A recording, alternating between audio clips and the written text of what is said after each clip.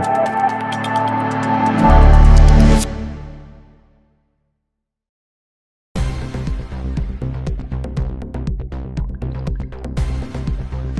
मॅडमांचा अन्नभाऊंचा अपमान करणाऱ्या उपायुक्तांचा अन्नभाऊंचा अपमान करणाऱ्या बांधकाम विभागाचा अन्नभाऊंचा अपमान करणाऱ्या बागायत विभागाचा अन्नभाऊंचा अपमान करणाऱ्या शहर अभियंत्यांचा मातंग समाजाचा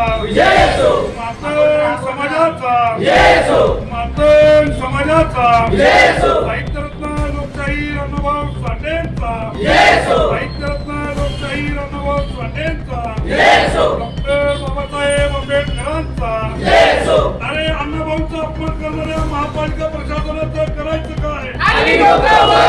मनपा प्रशासनाचं करायचं काय? मनपा प्रशासनाचं करायचं काय? मातंग समाजाचा मातंग समाजाचा मातंग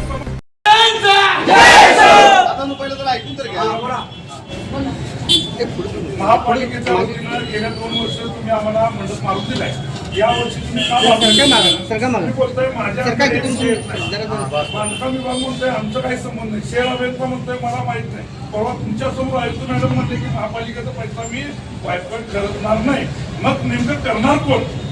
जर अण्णाभाऊंच्या पुतळ्याचे नियोजन तुम्ही केल्यावर तुमचा पैसा वायफट जाणार असेल तर मग तुम्ही करणार काय? मग येणारी निधी कुठं जात्या? या महापालिकेला लोकशाहीर अण्णाभाऊ साठेंच्या नावानं प्रत्येक वर्षाला निधी येते मॅडम. अण्णाभाऊ साठे नागरी सुविधा म्हणून जी निधी येत्या त्या निधीचा सुद्धा तुम्ही गैरवापर करताय महापालिकेच्या वतीनं. तरी सुद्धा आम्ही मातंग समाज हे मोठ्या मनानं आजपर्यंत बसतोय. तुम्ही काय करताय? वारंवार मला उडवाउडवीचं उत्तर देताय. जोपर्यंत आम्हाला इथं तुम्ही त्या ठिकाणी 80/80चं मंडप आज करते साऊंड रंगरंगोटी आणि विद्युत रोषणाईचं आम्हाला मंजुरीचं पत्र देत नाही तोपर्यंत आम्ही त्यासाठी मला आठवण द्या.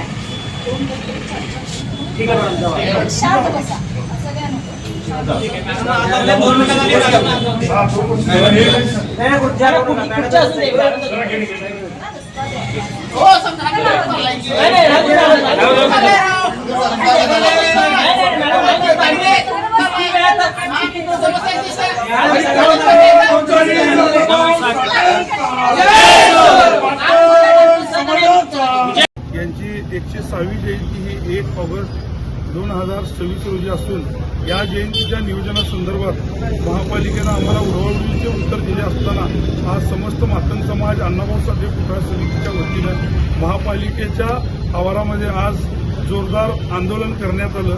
तर ह्या आंदोलनाची दखल घेत महापालिका प्रशासनाने आज आम्हाला मागणी मान्य झाल्याचे पत्र दिलेलं आहे.